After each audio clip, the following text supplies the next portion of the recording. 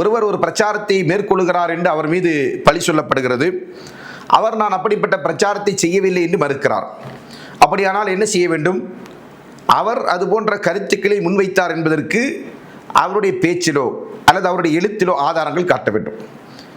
நான் முகமது பின் அப்துல் வஹாப் ரஹ்மத்துல்லாஹி அவர்கள் எழுதப்பட்ட நூற்றுக்கணக்கான புத்தகங்கள் உலகில் இன்றைக்கு கிடைக்கக்கூடிய விதத்தில் இருந்து கொண்டிருக்கிறது.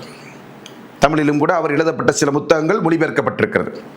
அப்படி இருக்கிற போது அந்த புத்தகங்களை வாசித்து ஒன்று அவர் எழுதிய கொள்கை சார்ந்த புத்தகங்களை வாசித்து அல்லது அவர் வேறு தலைப்பில் எழுதப்பட்ட புத்தகங்களை வாசித்து அந்த விமர்சனை முன்வைத்தால் அது நியாயமானதாக இருக்கும்.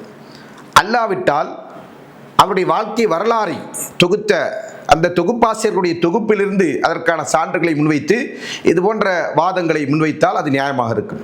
அது அல்லாத பட்சத்தில் இந்த வாதங்கள் எல்லாம் எப்படிப்பட்டது என்று கேட்டால், எப்படி இஸ்லாமை எதிர்க்கக்கூடிய யூத கிறிஸ்தவர்கள் இஸ்லாத்தின் மீது பழி சொல்ல வேண்டும் என்பதற்காண்டி பொய்யான பல குற்றச்சாட்டுகளை சொல்கிறார்களோ அதற்கு அவர்களிடத்தில் ஆதாரம் இருக்குமா என்று கேட்டால் இருக்காது.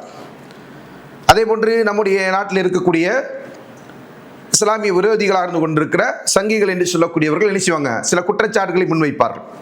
அந்த குற்றச்சாட்டுகளும் எந்த அடிப்படையில் இருக்குன்னு சொன்னால் போகிற போக்கில் அப்படியே சொல்லக்கூடிய குற்றச்சாட்டுகளாக இருக்குமே தவிர குர்ஆனில் இருக்கிறது, ஹதீஸில் இருக்கிறது, நபி ஸல்லல்லாஹு அலைஹி வஸல்லம் வாழ்க்கை வரலாற்றில் இருக்கிறது என்று ஆதாரங்களை மேற்கொண்டு சொல்ல மாட்டார்கள்.